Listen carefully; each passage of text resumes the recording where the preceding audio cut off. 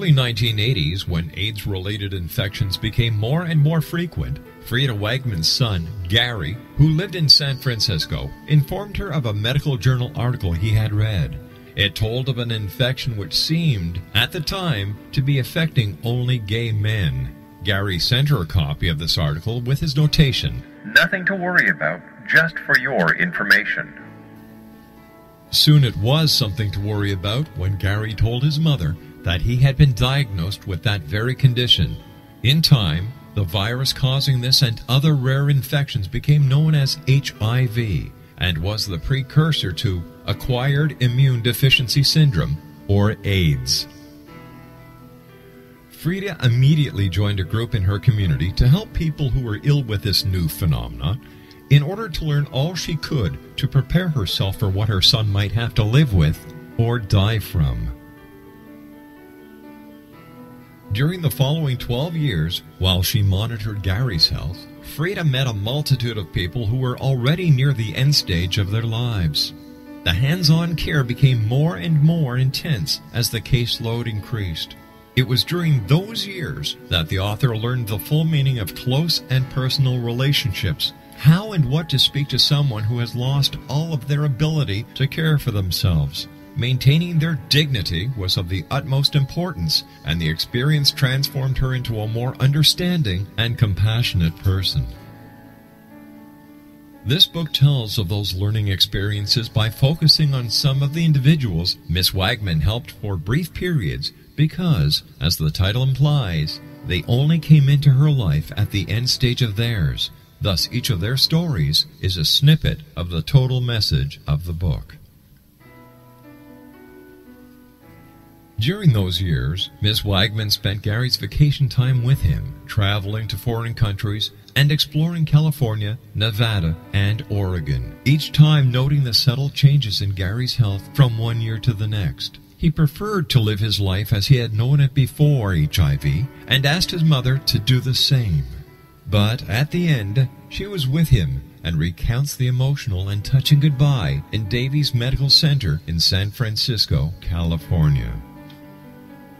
For more information, or to get your very own copy of this award-winning book, Snippets from the Trenches, a mother's AIDS memoir by author Frida Wagman, please visit her website at www.snippetsfromthetrenches.com. That's www.snippetsfromthetrenches.com.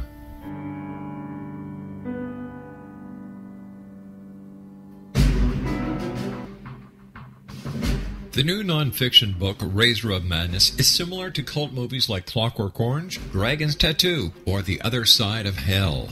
Wayne Morin Jr. and Thomas Lee Howell will expose widespread and systematic deficiencies in this thought-provoking tell-all novel. Mind control rages among scholars in law schools. Human rights are ignored while thought reform and mental manipulation are accepted practices used as behavior modification. Dr. Louis Jolyon West comes to mind. Media and public scrutiny shows that United States mental hospitals are in fact destructive murder industries. Razor of Madness expose novel details this epidemic through an in-depth professional and personal investigation. For decades there has been a revolving door policy that still releases killers and pedophiles back into society. The maestro of mind control continues to haunt America to this very day. Razor of Madness is available in paperback or as a downloadable ebook at Amazon.com.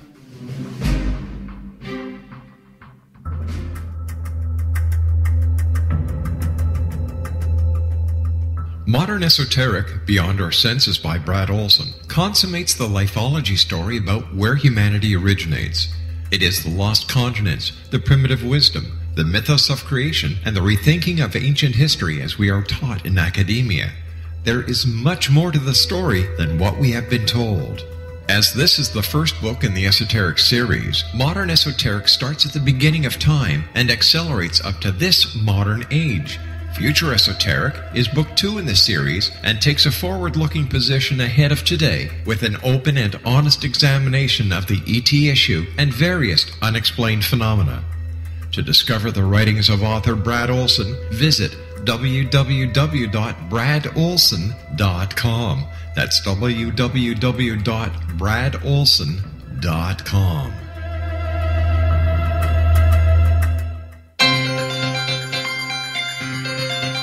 This is the X-Zone Broadcast Network, broadcasting worldwide on broadcast affiliates and satellite program providers, including CNN Broadcast Network, Sirius Satellite Network, Star Media, Good News Radio Network, Angel Broadcast Network, Wiki Broadcast Network, and WPBN TV. For more information on the X-Zone Broadcast Network, visit us at www.xzbn.net.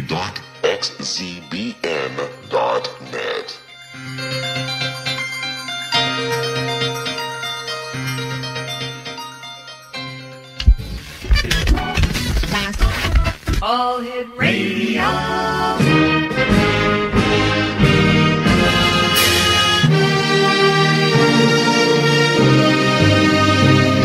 Welcome to the X-Zone, a place where fact is fiction and fiction is reality. Now, here's your host, Rob McConnell.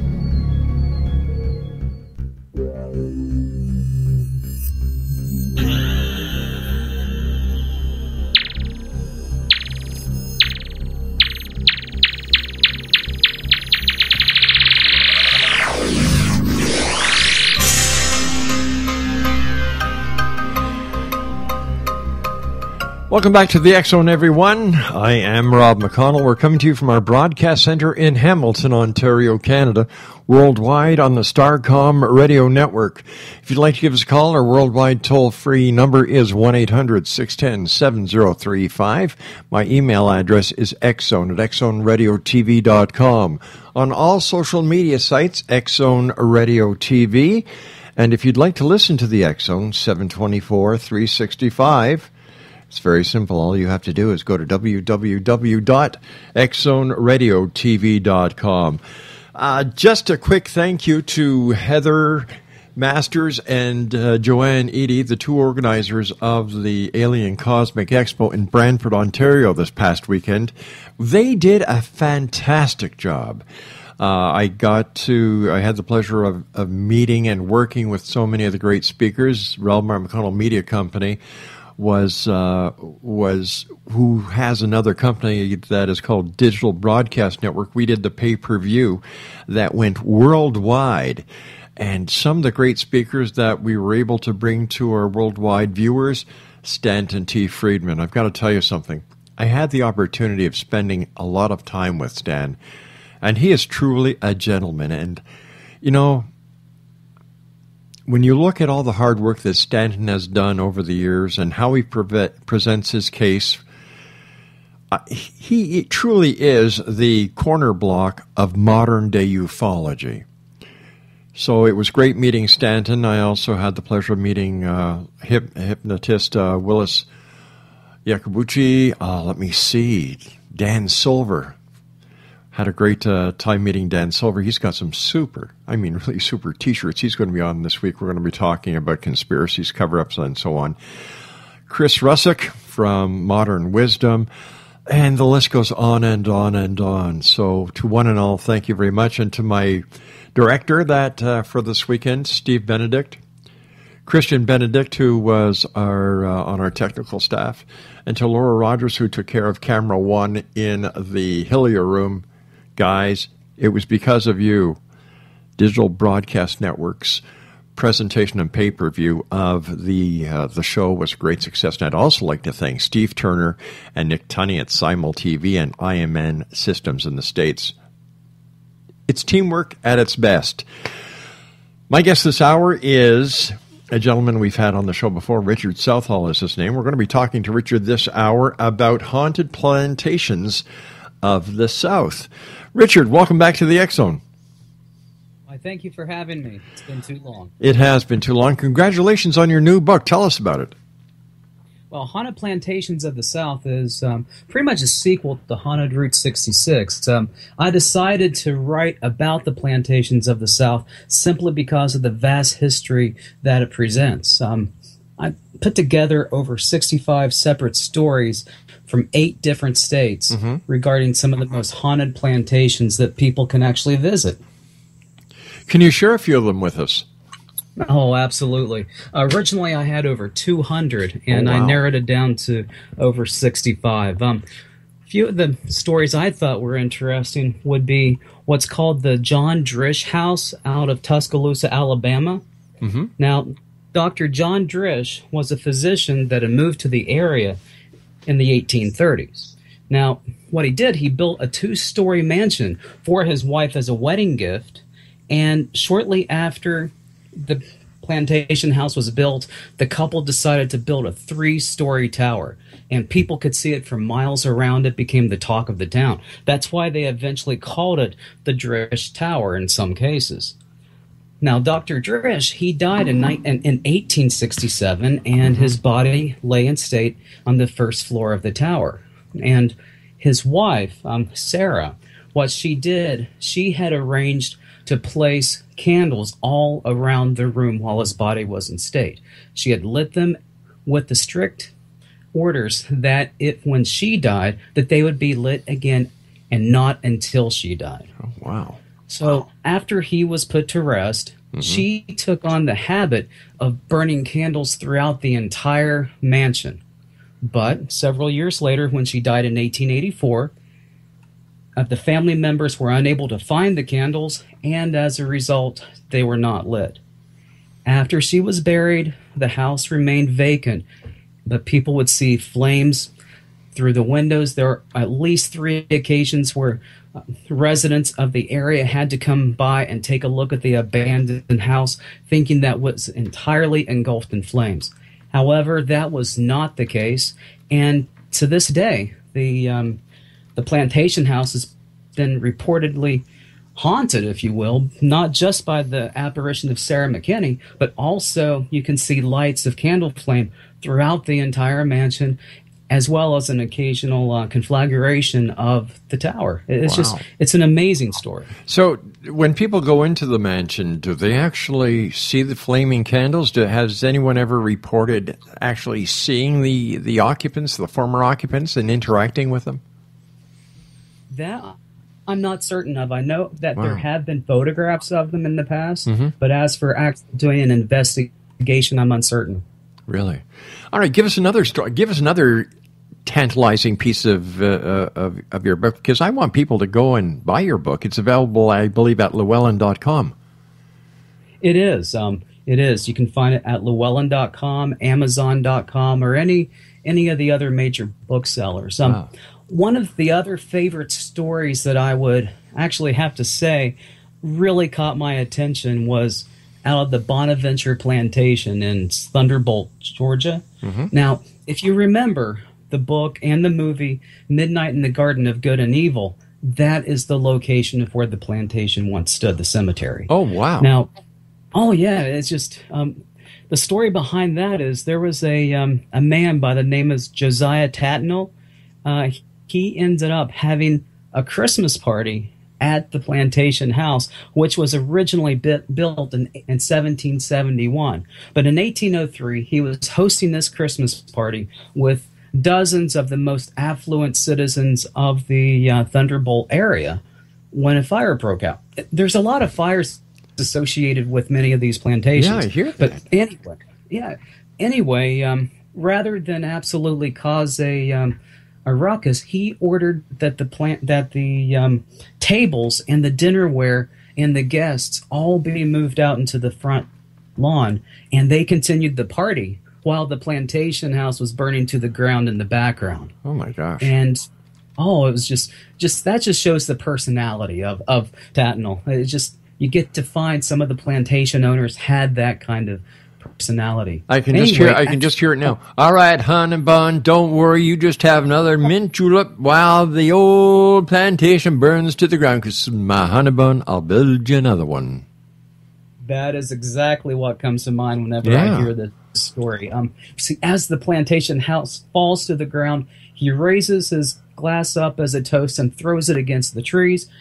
Turns out that his guests did likewise. Obviously, the plantation house is no longer there, but it is in the older section of where the cemetery now stands.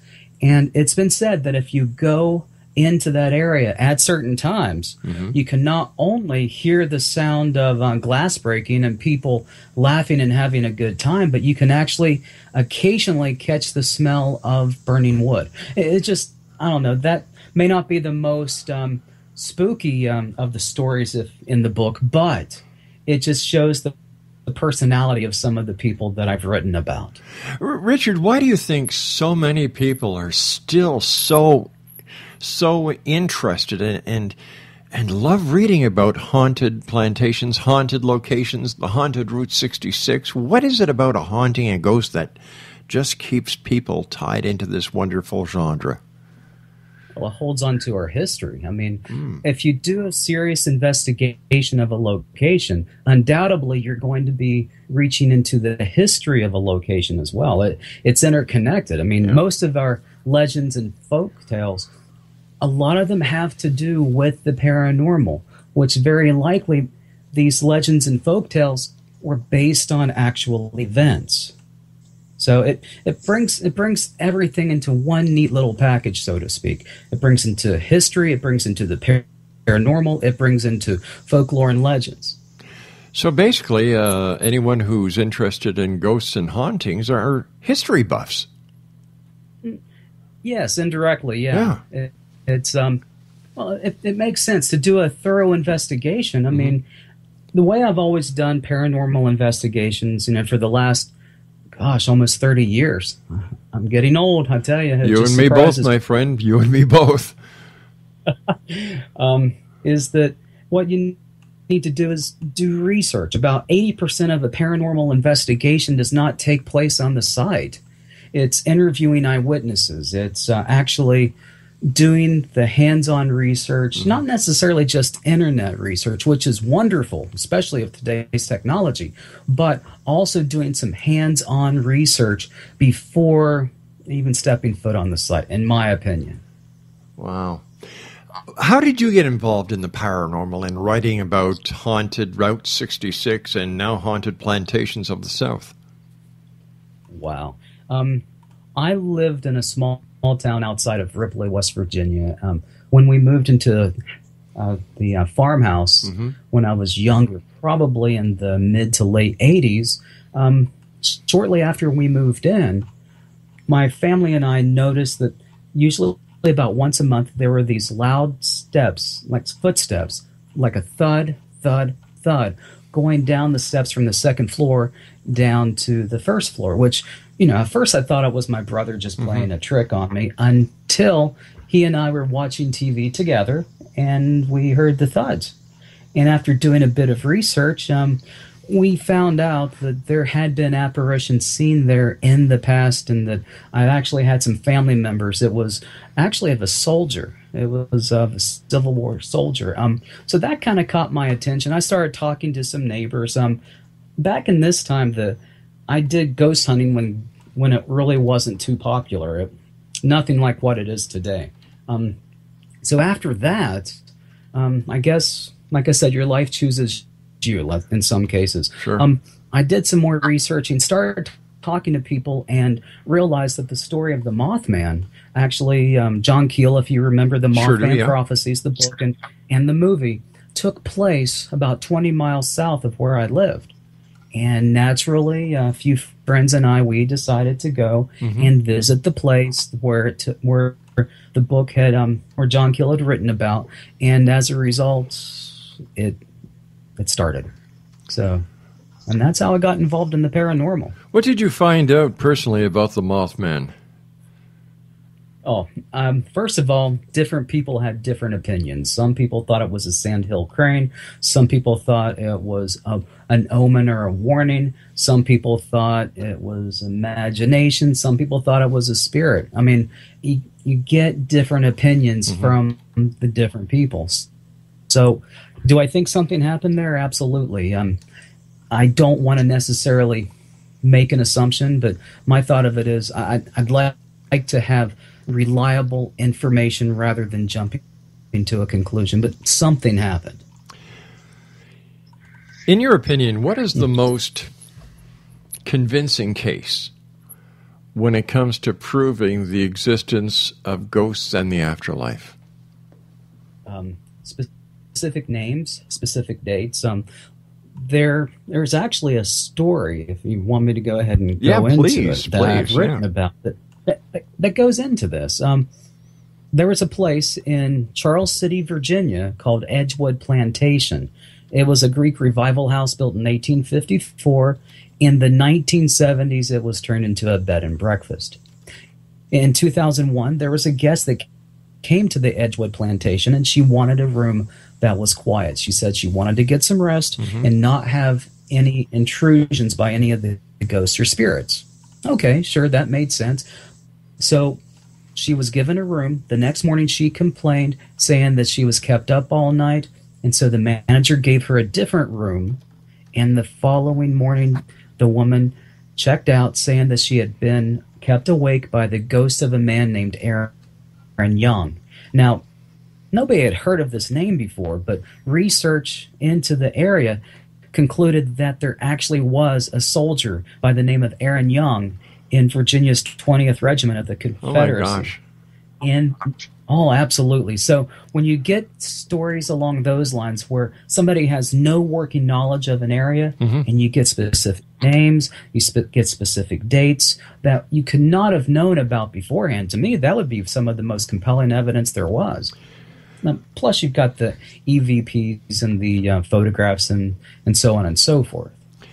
Why, to your knowledge, has anyone ever been physically harmed by a ghost? Not to my knowledge. I have heard of people that have had scratches and bruises and so on and so forth, but nothing not my personal experience or anybody that I've worked with in investigations.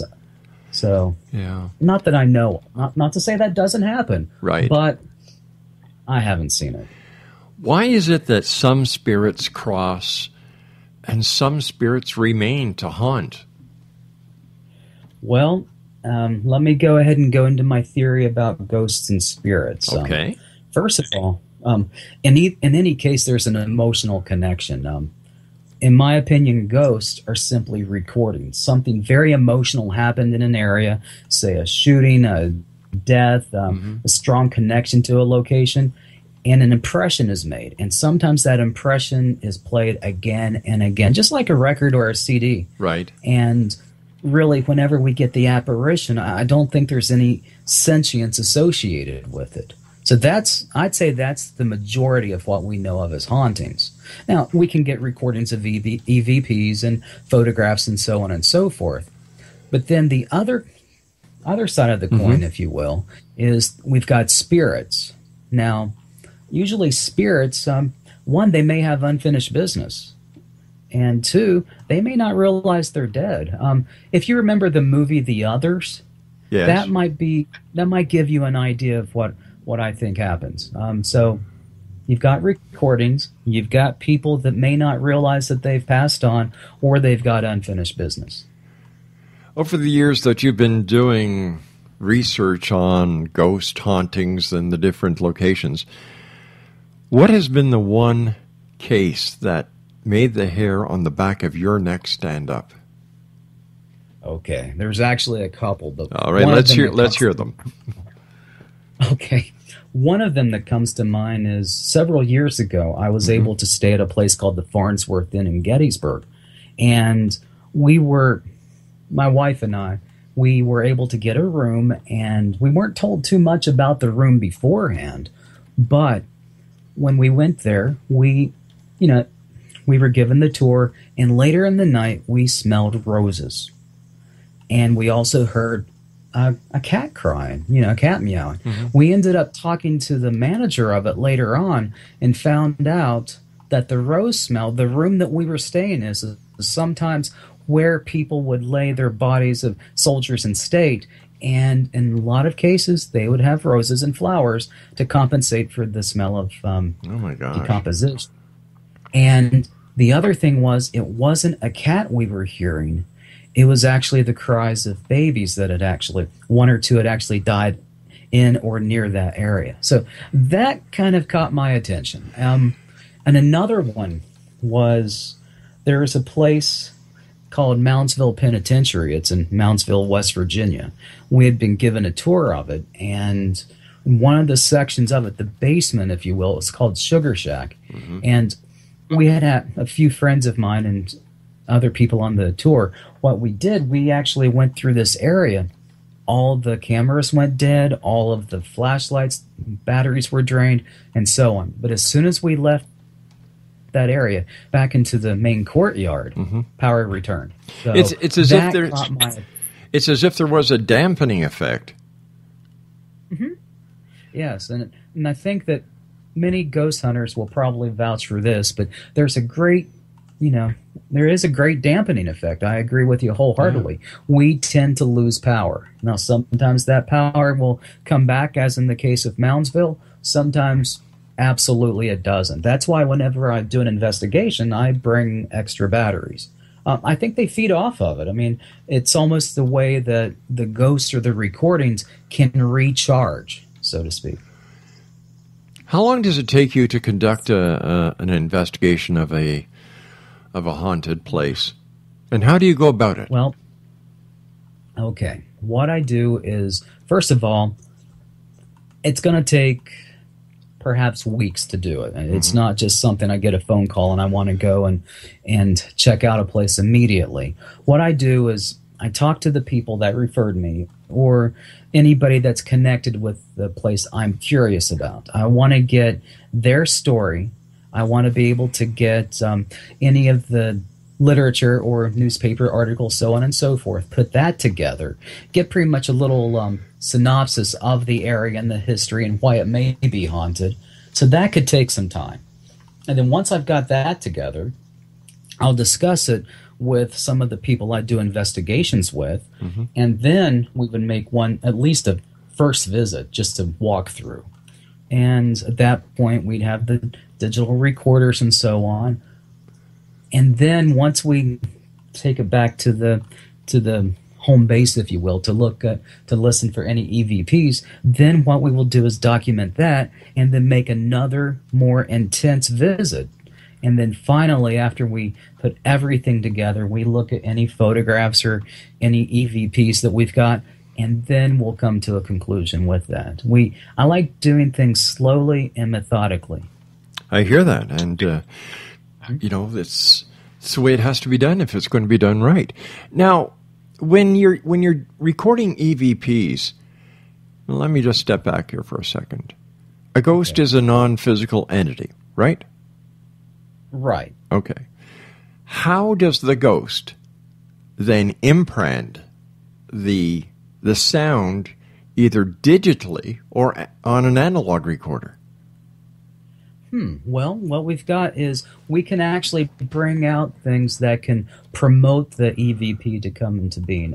One thing I've done in the past is, if I find out the era in which a person had died or that we believe the ghost is coming from, sometimes I'll bring in some music from that era, and that might stir things up. So I'll play it for a while, and then I will stop it and then put on the recorder. Sometimes, back to the original question, if you take a look about how that ghosts or hauntings can manipulate electrical, like the batteries and so forth, it only goes to reason that we can sometimes pick up the EVPs. But what I do is I can sometimes try to stir them up. One would be that.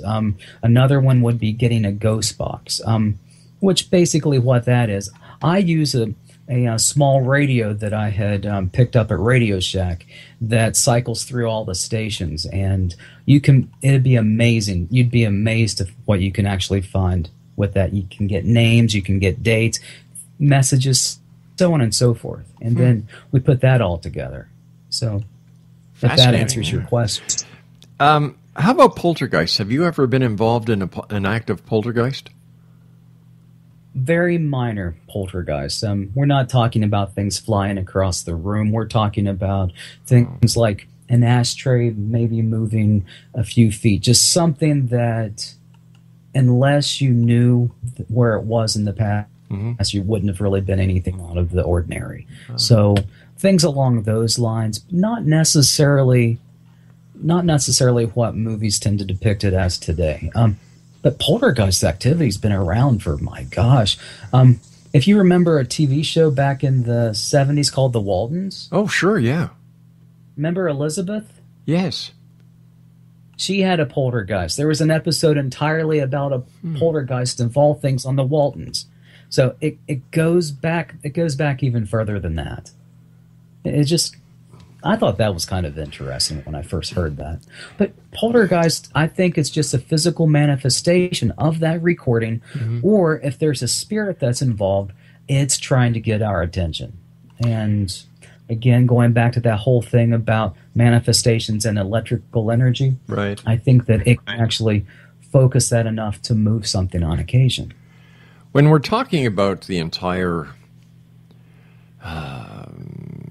ghost haunting genre, there are so many television shows now that claim to be reality shows. How true are these so-called reality shows who cram everything into a half hour, 22 minutes, compared to the actual workings of real ghost researchers? Okay, probably the investigation would take considerably longer than 22 minutes. What they've done is probably investigated for several days and then pretty much just put the highlights into the 22 minutes. So that would be the easy answer to that.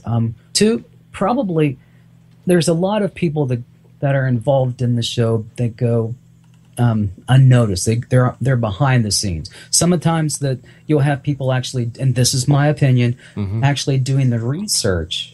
And then once the research is put together, then give it to the reality star, so to speak. So a lot of the research has already been conducted by the time an investigation is starting to be filmed. What kind of equipment do you use when you go out to do research on a ghost sighting or a haunting? Oh, wow. It depends on the haunting. It really depends. One, this may sound a little bit odd, is a baby monitor. Is that you can get a battery-operated baby monitor, and you can actually hear if there's any kind of noise in another area without being physically in that area. Another one would be a digital recorder. 3 digital recorders throughout different areas and probably different rooms to try to determine if more than one room is haunted. Another one, of course, would be a digital camera and camcorder, so on and so forth. I also use a digital thermometer that you can get those at I don't know, Lowe's or any hardware store for $20-some.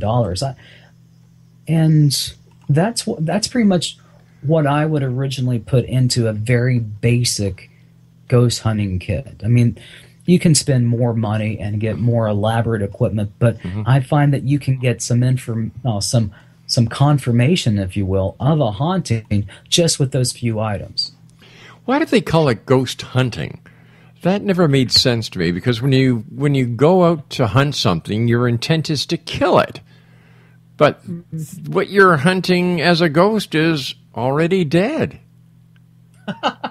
You've got a point there. I've never really thought of it that way, but I think what it is we're hunting for proof of the paranormal. We're hunting for proof of ghosts. I think whenever we say ghost hunting, I'd say it's hunting for proof, or just trying to solve a mystery, if you want to will. Not to say, no, just to say that we're trying to solve a mystery. Once again, you're trying to develop or confirm the history behind the mystery. The history behind the mystery, and we don't even have a Great Dane named Scooby. Doo-doo! Oh, gosh. Right? You've got to have a sense of humor with it. That's how I look at it. You've got to be able to have a sense of humor in regards to the paranormal. You've got to have a good sense of humor in regards to building a rapport with the people that you are interviewing. Something I always say, especially with my day job, if you will, is I like to talk with people and not at people. So being able to talk with the people, hearing the story, hearing what that, well, say if you're interviewing somebody about an apparition, talk with them, get their opinion on things, not just necessarily just getting their account and then leaving them. Just keep in contact with them. Just be personable about it. So, and sometimes that means having a sense of humor about things. Ghosts for people too. Yeah. Does it get emotional for the people who are requesting your services? In some cases, it is. One thing I've noticed, especially in recent years, is people are more thrilled and curious than anything else. So it's kind of, some people want to call it like almost a claim to fame that their house is haunted. And that's, it's really in vogue right now. Now, in other cases, it's very emotional for the family members. Say if you've had a family member that died in a certain house, right, and then you can get confirmation that that person's presence is there. On some cases, it can be disturbing. On other cases, it can be very comforting. So, if that makes any sense. So, it all depends on the individual that I work with. So, how do you get the spirit to move on, to leave the house, to leave the occupants alone? Okay. Usually, if I can find out if they died suddenly and unexpectedly, and if I can get specifics about it, we can. If they don't realize that they're dead, our job maybe is to help them move on by giving them permission to do so. It's okay. Your job is done. You can move on. Sometimes it's as simple as that. I mean, even if you take a look at somebody that's living and they're at the point of passing on, they will hold on until they're given permission to go, if that makes any sense. Oh, it certainly does. Okay. And keep in mind that in regards to the recordings, what some people have done, and I've actually referred people to do this, I've called in people to do this, is to purify the area, to perhaps do a smudge with sage with it, and just to try to clarify and cleanse the area that way. That's been effective in some cases. And also, it may not, in regards to asking someone it's okay to go, I mean, just to give them permission to go, it may not be effective for the investigator to do that. It may be more effective for the family member or somebody that's connected to the house or the location itself, because there's more of an emotional connection there. Do you work with members of clergy as well as members of the psychic community when you do your ghost investigations? Occasionally, yeah. One of my old coworkers, he's of all things a Catholic priest, and I've told him my theories about ghosts, and we've had our discussions about things.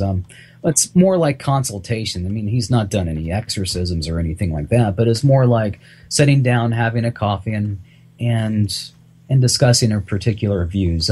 In regards to the clergy, I have requested that people come in and do a cleansing, and it's been fairly effective. When I look at it, I look at the theology is a bit different than the paranormal. Sometimes they're separate in regards to how to do an investigation. Sometimes they've got to rely upon one another. So, if that makes sense. How do you draw the line between an actual haunting or an actual ghost apparition in a person's home and what could actually be playing solely in their mind?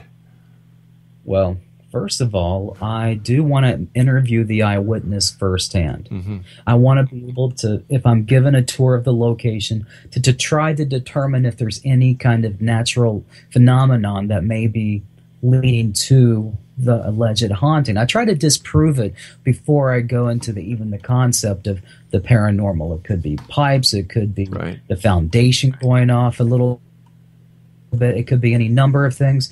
But I try to go ahead and rule that out. And truthfully, with some of the paranormal investigations I've done, some of them actually have been explained away in 15, 20 minutes.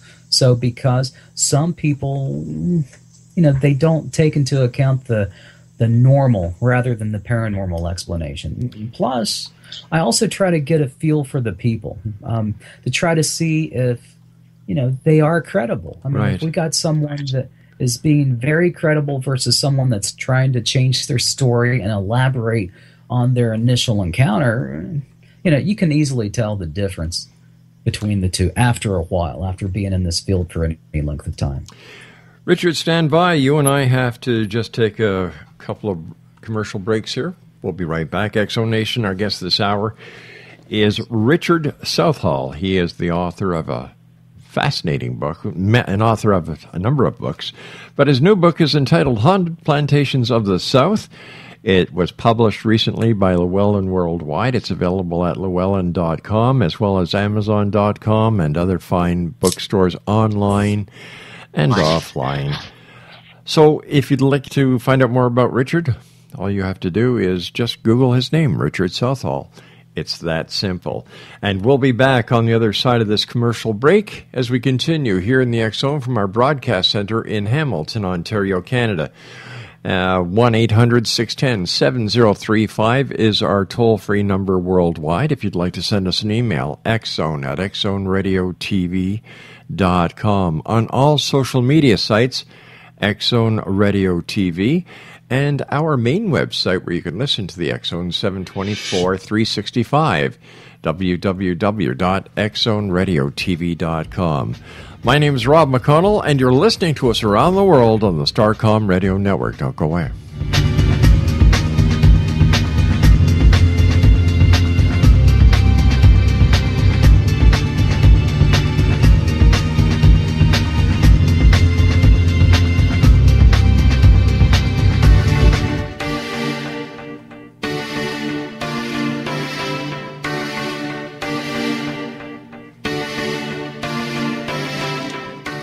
What if someone told you you could live to be 120?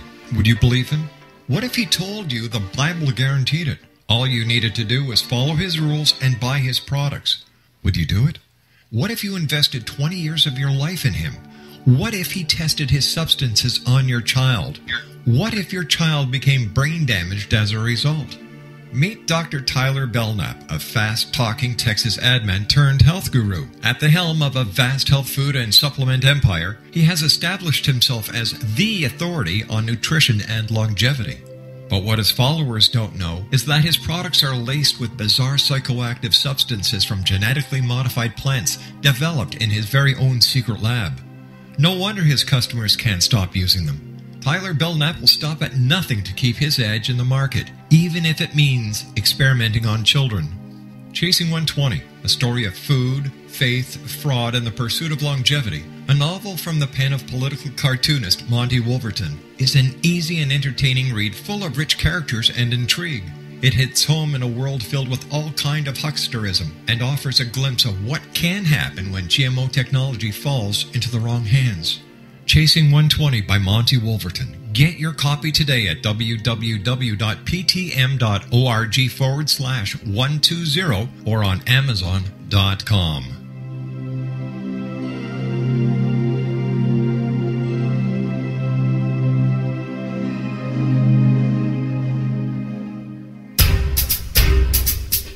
Back in Victorian England, a famous theologian posed a perplexing riddle. Why are the two top personalities in the Bible tagged with the numbers 7 and 11? Academics agree the answer is found in the stunning discovery of a hitherto secret Bible structure explained in a new book called The Genesis Grid. The discovery is so simple that preschool children could illustrate it.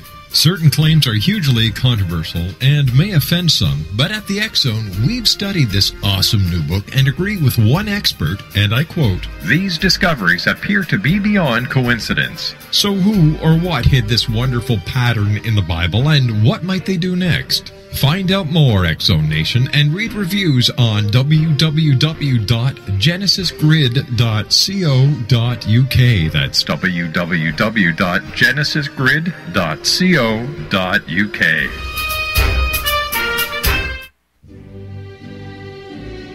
Fartlets, fartlings, pongies, and honkers. They have so many names, makes you go bonkers. Rear tempest, butt bubbles, bottom burps, all aside. Why does it smell like a little rat died?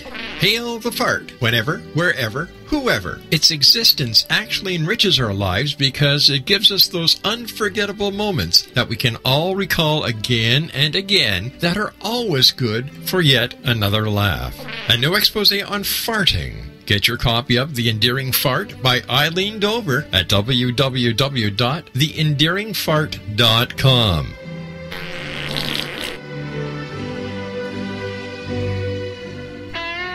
Hi, this is Ken Elliott. When I'm floating around the universe, I always try to tune in to Rob McConnell. Hey, ho there, Twinkie Frog on Sesame Street. When I want to find out what's going on with UFOs or ghosts, I listen to the X Zone with Rob McConnell. This is Les Corrigan from Target Internet Development. You're listening to Rob McConnell on the X Zone Radio Show.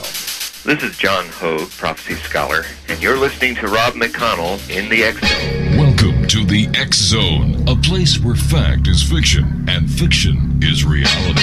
Now, here's your host, Rob McConnell.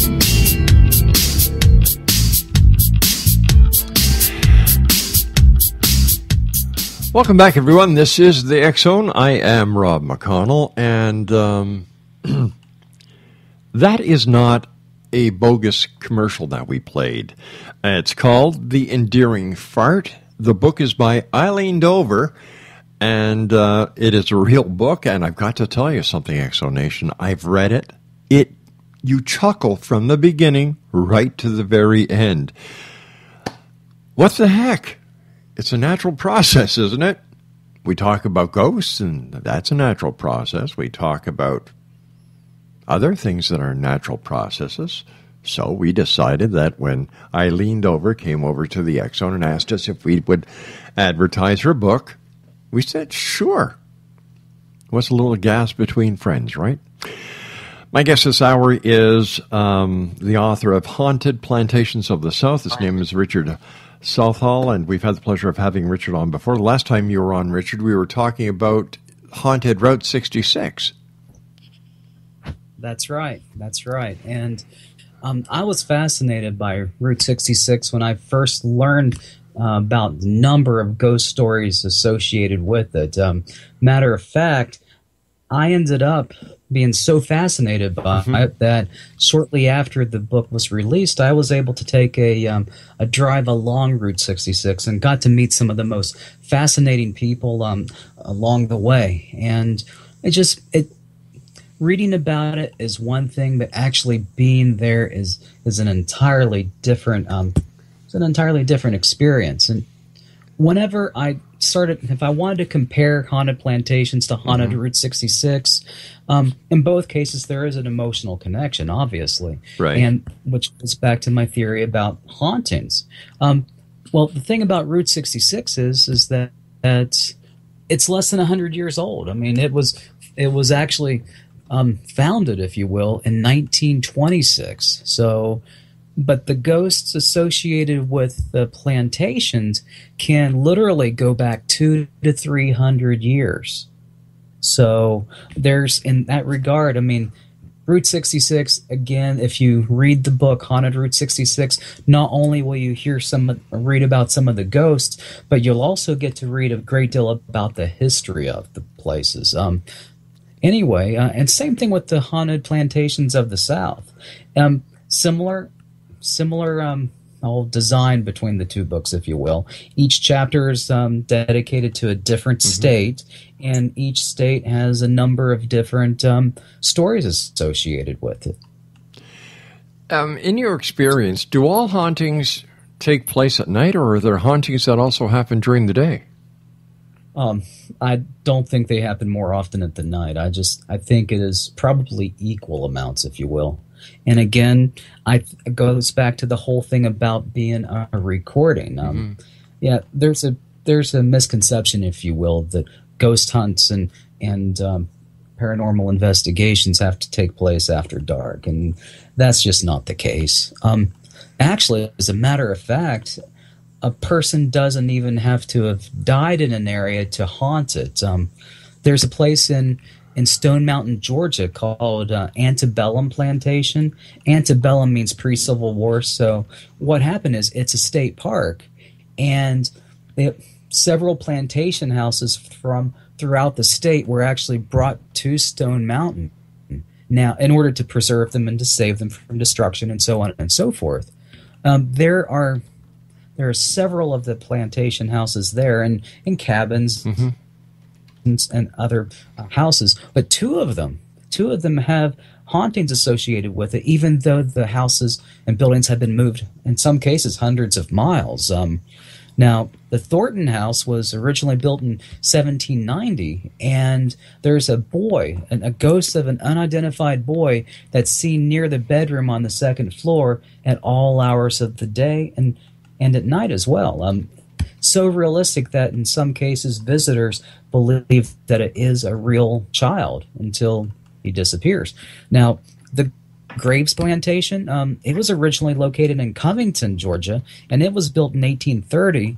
Now, that being the case, that actual building was moved several, I think it was several hundred miles. I may be wrong about the distance, but after it was relocated, the sounds of people singing and speaking can be heard in certain areas of that building, and oftentimes those sounds are associated with a drop in temperature. Going back to the whole thing about poltergeist, there have been instances where objects have disappeared or have actually been moved. So even though the house may have been locked up in the evening. So no discrepancy between the types of hauntings. We've got hauntings in the afternoon, hauntings in the morning, hauntings at every hour of the day. And I'll go ahead. Yeah, I was just going to ask you, you mentioned temperature twice, and you said that you carry a digital thermometer with you when you go on your investigations. What is the significance of the temperature change? Well, one thing I've always discovered is that usually if there's an active haunting, not to be sarcastic about it, there's a hot spot, so to speak, where there's a number of hauntings. In many cases, the temperature will actually go down between 5 and 10 degrees. And it just goes with the territory. So what I do, if I find out by recording an EVP or getting a photograph, and I find out that it does take place in a particular area, what I'll do is I'll use the digital thermometer or infrared thermometer. It's the kind that you can pull the trigger on. It's like a laser guided thermometer. Yeah. You can get them for about $20, $30 at Lowe's. But I will monitor that temperature drop and record it if need be. So some places they have temperature drops, some places they don't. But usually, if you can get some kind of documentation or evidence that the temperature has dropped, that's a good indication that you've got a haunting. Do we know why the temperature drops? There's different theories. Some people think it just happens to be, again, part of the haunting. I think it has to do something along the lines, if you remember in many of the hauntings that, power tends to be taken from cameras and flashlights and so on. I think that it might be something along those lines as well. So, but there's different theories associated with that. How true, to the best of your knowledge, was the movie Ghost? I mean, as far as the ghost aspect was concerned. Well, I think in a lot of cases it could be accurate. If you want to think toward the end of it, it was more like a possession rather than anything else. But Patrick Swayze's character stayed on in order to protect, I believe it was Demi Moore's character, right? And that's common. And I think that in Whoopi Goldberg's case, sometimes the spirits, if they're cognizant, if they're actually not the ghosts, they have been able to make contact with the living. And as the case of, like I had mentioned earlier about Edgewood, some people are more sensitive to the paranormal than others. So in some aspects, I'd say it's fairly accurate. If I had to use another movie, I would say probably just as accurate would be The Others, if you remember that movie. Yeah, I do. I think that it was The Others. The people who were actually dead all along, they didn't realize that they were. Well, not to ruin it, but yeah, that's... But I'd say there's some credibility if you want to take a look, if you want to use that as a phrase. There's some credibility to some of these movies. Why are so many hotels, bars, and pubs haunted? Like, what are ghosts alcoholics? Are they luscious? Well, talk about being filled with the spirit. I mean, talk about having spirits around you. You got different kinds of spirits. You got the alcohol, and then you got the hauntings. But anyway, no, again, there's that emotional connection with it. Going back to the whole thing about the bars, think about it. I mean, being a substance abuse therapist, I've worked with people that have been alcoholics, and a lot of the times they're relief drinkers, or in a lot of cases now they're relief users. They use to get numb. And I think if you take a look at that, there's a great deal of an emotional pain associated with that. They're trying to numb themselves to it. So bars, yeah, that makes sense. In regards to hotels, there's a great deal of an emotional connection there. You've got people that are traveling. You've got people that are trying to have little secret rendezvous, and so on and so forth. So, yeah, there's an emotional connection to that as well. Any new books in the offing? Well, I've actually got a piece of fiction that I'm working on. I just started it whenever we talked the last time, but I'm about 130, maybe 140 pages into it. So kind of just, basically finishing up on it. So it's a bit of a paranormal / horror movie book. Why the change from the type of books like Haunted Route 66 and Haunted Plantations of the South to a fiction? Well, I've worked with the paranormal for years, and I thought it might be something to use some of the experiences I've had and fictionalize it, put it into story form, and just have some fun with it, if that makes any sense. It does. What is your message tonight for the members of the X Zone Nation around the world when it comes to ghost hauntings and things that go bump in the night? Well, first of all, be respectful of yourself and the people you talk with. Don't necessarily believe everything you hear. Use your own sound judgment whenever you do an investigation. And also, just again, some people take themselves way too seriously when doing an investigation. Again, be able to enjoy it and enjoy learning the history, enjoy talking with the people, enjoy doing the investigation itself. I love ghost hunting, I really do, and I have met some of my best friends by doing paranormal investigations. And it turns out that we've not just had an interest in the paranormal, but we've had interest in other things as well. So that's, I guess, keep everything balanced might be a good option, good way to be a good way of phrasing it. I guess my final question tonight for you, Richard, is based on your experience as a paranormal researcher, have you seen any connection or common thread when it comes to those people who are involved with hauntings or the continuous viewing or contact with apparitions? Again, some people are more sensitive to it than others. Some people, that's a tough question, because I'd have to do some thinking about it. But some people are more sensitive to it than others, and some people just have a knack for learning the truth about a haunted location. Again, a lot of the paranormal investigation has to do not just with actually going to the site, but it's actually dealing with the people that have experienced it. So Whoops, you're making a lot of crackling sounds over there. Are you having problems with your headset and your microphone?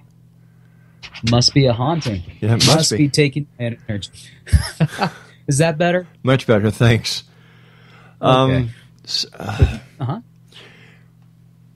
For people who may want to seek the services of a paranormal researcher or a research group, how can they go online and tell who's going to be serious and who's going to be part of the woo-woo crowd? Well, first of all, it's going to be trial and error.